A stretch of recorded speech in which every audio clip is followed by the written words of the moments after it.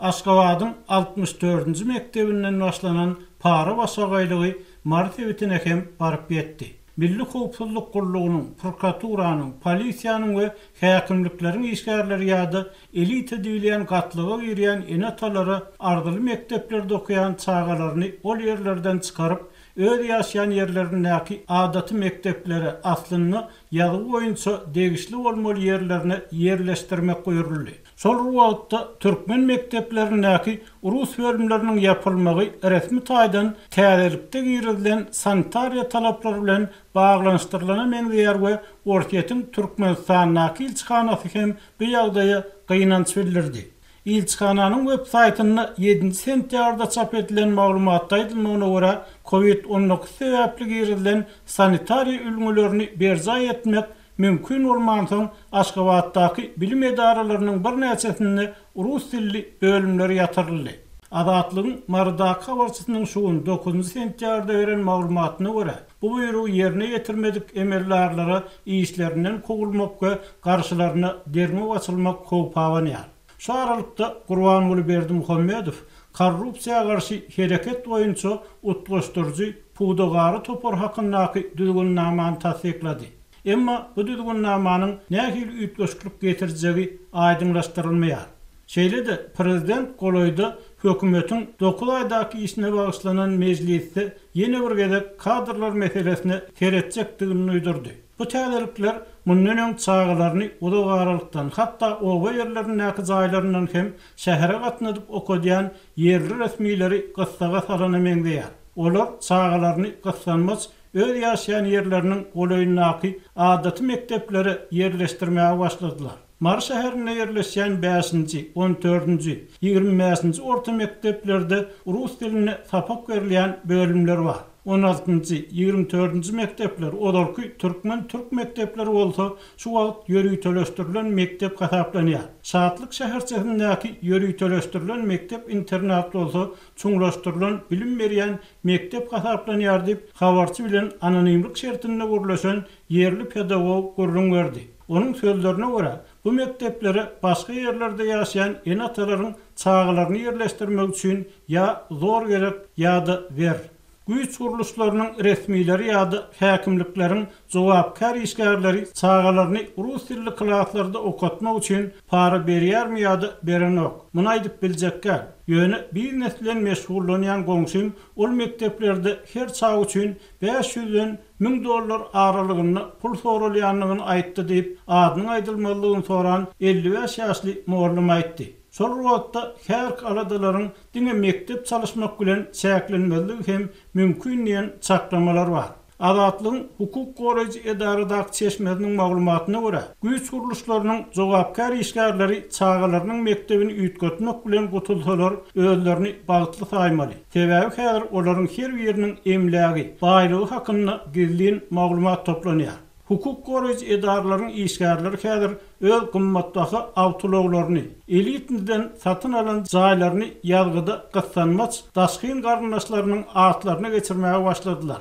Eger dolar öz bekanun toplan baýlyklaryny gizlemegi ýa-da başga gorog tapmagy başarmasalar işleri pyrryk diýip çeşme aýtdy. Onun sözlerine görä, hukuk goraýjy işgärleriň iň pes bahaly awtologlarynyň bahasy 120 000 manatdan başlanýar. 220 000 manatlyk maşin minýän resmiler hem bar. Olar soragdan gorkýarlar. Munça puly nireden aldyň diýseler, jogap tapyp bolmaýar diýip adyny aýdylmalygy şertinde gurulaşan resmi azatlygyň habarçysyna gurrun berdi. Hukuk goraýjy edaralaryň emellerleriň we ýokary gatlak wekiller diýilýänleriň çağalaryndan tapawutlykda etrap ýerlerindäki çağalar çuňlaşdyrylan bilim almak mümkinçiliginden geçen ýöneköy okul klaslary bilen hem üpjün edilmeýär. Azatlygyň Lewapdaky habarçysynyň maglumatyna görä, Farab, Darganata, Dänew, Galkynyş, Çärjew, Saýat etraplaryna sapaklary böleklere bölüp okutmak programma sebäpli sapaklar mektebiň daşynda hem geçirip başlandy. Çağalaryň 25-35 götermi okuwlaryny klas otoglarynyň daşynda açyk meýdanyna okuýar. Sebäbi klas otoglary dar, ýetenok. Okuwçylaryň 5-10 götermi sapaklaryny koridorlarda okuýar. Daşarda okuyan okuwçylaryň köpüsine parta, oturguç hem ýetmeýär. çağalar ayak üstünde durup okumalı bolýar diýip habar çaytdy. Onun sözlerine göre oturjak oturguçlaryny öýlerinden alyp gelýän çağalar hem az däl. Dargan Atanyň 25-nji, 30-njy mekteplerine enatalara dasardaky sapak wagtyny ulanar ýaly çağalaryny ýygnalýan plastik oturguç satyn almak täsirli. Ol oturguçlaryň her biri 200 manat bahalanýar we masgarlaryň köpüsine beýle mümkinçilik ýok. Şu aralıkta ayrı çeşmelerden gelen maglumatlara göre Aşgabatdaky 15-nji mektebiň direktori wezipesinden boşadyldy. Rus dilli bölüm bolan beýleki mekteplerde hem derňew arastalaýyş şäherleri geçirilýär. Ýaşaýan ýerleriniň ýazgysy bilen mektebiň ýerleşýän ýer gawat gelmeýän okuwçylar hem barlanýar. Odal direktorlar para veren enatalaryň çağalaryny başga sebäpde ýazgy edilen hem bolsa mektebe kabul edýärdiler diýip habar çaytdy. İkinci çeşmeýäniň maglumatyna görä, şuň Aşgabatdaky 55-nji mektebiň direktory hem işden boşadyldy. Okuwçylara başga mektebe geçirildi diýip aýtdylar. Onuň awry ören yaramady diýip adatlyga ogşan habarda edilýär. Emma türkmen resmiýleri bu habarlar bilen baglykda hiç bir düşündürüş bermeýärler. Türkmenistany harby gullukdan boyun gaçyran ýene bir Yehova şaýady azatlykdan mahrum edildi. Yehova şaýatlarynyň metbuat wekili Jared Lopez'in 8-nji sentýabrda Azatlyk radiosyna habar bermegine görä, Türkmen kadyýeti 3-nji sentýabrda 18 ýaşly Murat Orazgeldiýew harby gullukdan boyun gaçyrmakda günäli tapdy we onu türme tutsaglygyna hökm etdi. Toporun maglumatyna görä Türkmen häkimiýetleri 2018-nji ýyldan bäri harby gullukdan boyun gaçyran 24 Yehova şaýadyny tutsaglygy hökm etdi. Olardan 11 şaýat häzirki wagtda türmede saklanýar. Türkmenistanyň parahat ýaş hristiýan ýigitleri zulüm etmäge dowam etdirmegi utandyrjy ýagdaý. Murat ýaly ýaş hristiýan ýigitler höwes bilen alternativ gullugy berjaý ederdiler. Muňa derek olar türmäge basylýarlar we söýýän maşgalalaryna hemde jemgyýetine goldug bermek mümkinçiliginden mahrum edilýärler diýip Lopez beren beýanatyny aýtdy. Ol adam hukuklaryny goraýan halkary guramaryň türkmen ýol başçylaryny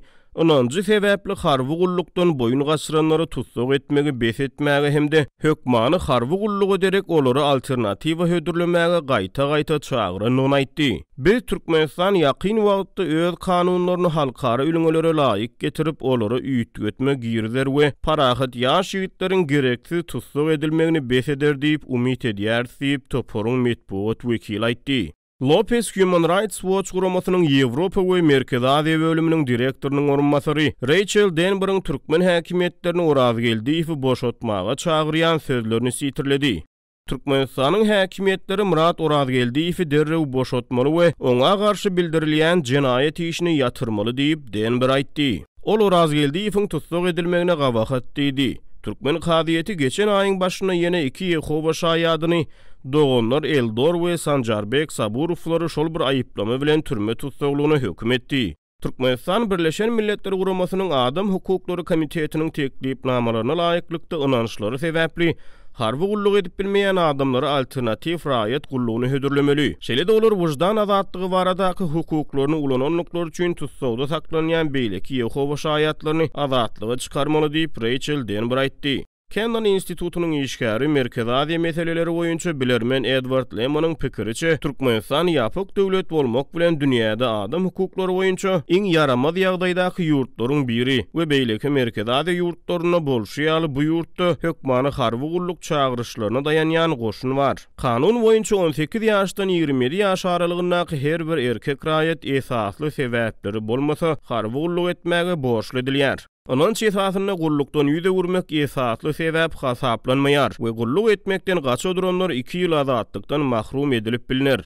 Türme şertleri adam käçilik kadalaryna sığmaýar we adalet tulgumyny adam gynamaları giňden ulanylýar diýip Lemon aýdýar. Türkmenistanyň Jenaýet kodeksiniň 219-njy maddasy kanuny esaslary bolmadyk ýagdaýynda harby gulluga çagyrylyşdan boyun gaçyran raýaty 2 ýyla çenli düzediş işlerini işletmek ýa-da 2 ýyla çenli azatlykdan mahrum etmek jezasynyň berilmegini talap edýär. Kanun mobilizasiýa ýa-da harby döwürde harby gullukdan ýüze urine 3 ýyldan 10 ýyla çenli azatlykdan mahrum etmek cezasyny talap edýär. Birleşen Milletler Ugrumasynyň Adam Hukuklary Komiteti Adam hukuklarynyň ähli jarnamasynyň 18-nji maddasyna hemde raýat we syýasy hukuklary boýunça halkara şertnama esaslanyp her bir adamyň önünji sebäpli harby gullukdan boyun gaçyrmagyny, pikir, wujdan we din azatlyklarynyň kanuny ýerine ýetirilmegi hökmüne ikrar edýär. Türkmenistan 2019-njy ýylyň dekabryna Birleşen Ştatlaryň Döwlet Departamenti tarapyndan din azatlykları boýunça aýratyn alada bildirilýän ýurtlaryň sanyna goşuldy. Dünýäwi Türkmenistanyň baş kanuny raýatlaryň azatlyklaryny, şol sany olaryň islam dinine uymak ýa-da uymazlyk hukugyny kepillendirýär.